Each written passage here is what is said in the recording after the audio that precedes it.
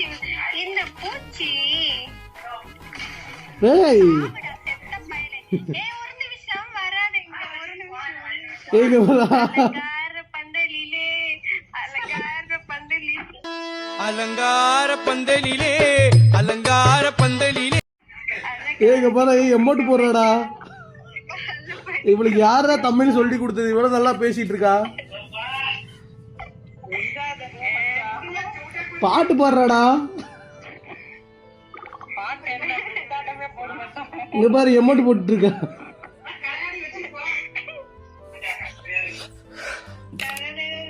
இப்ப நான் சாவ போவேன். அதுக்கு முன்னதான் எனக்கு இந்த ஆட்ட ஆட முடியும். இரு.